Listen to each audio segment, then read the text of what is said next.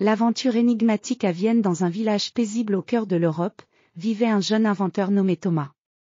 Thomas était fasciné par les anciennes machines et les mystères historiques.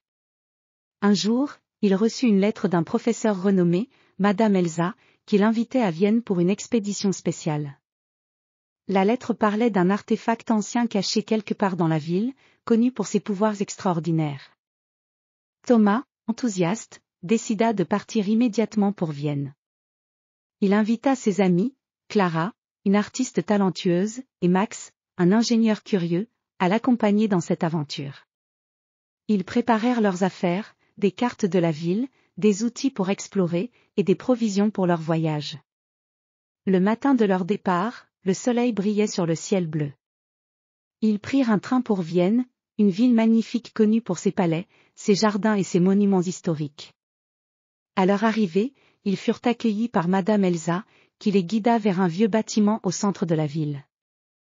Le bâtiment était une ancienne bibliothèque, avec des murs ornés de sculptures en pierre et des étagères remplies de livres anciens.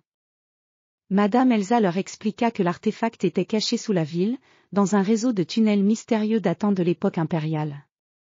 Pour trouver l'artefact, ils devaient résoudre des énigmes et surmonter des obstacles. Ils commencèrent leur exploration en cherchant des indices dans la bibliothèque. Clara trouva un vieux livre qui contenait des dessins et des cartes anciennes de Vienne.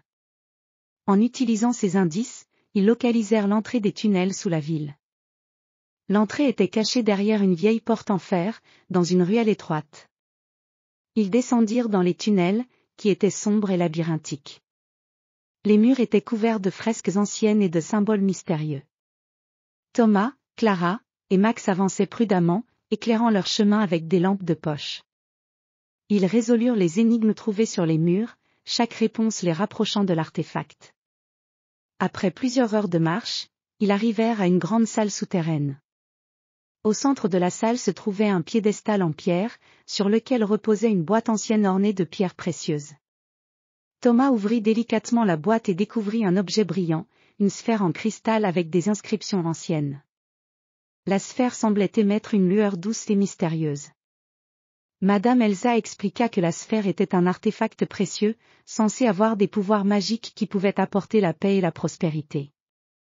Leur découverte était une réalisation extraordinaire. Ils retournèrent à la surface, émerveillés par leur aventure et fiers d'avoir trouvé l'artefact caché. Vienne, avec ses rues animées et ses monuments majestueux, leur offrit une belle conclusion à leur voyage. Thomas, Clara et Max se promenèrent dans les jardins du palais de Schönbrunn, admirant la beauté de la ville. Ils remercièrent Madame Elsa pour son aide et célébrèrent leur succès avec un dîner dans un restaurant typique de Vienne. Leur aventure à Vienne resta gravée dans leur mémoire comme une expérience inoubliable. Ils rentrèrent chez eux avec de nouveaux souvenirs, des connaissances précieuses et une grande appréciation pour l'histoire et les mystères de Vienne.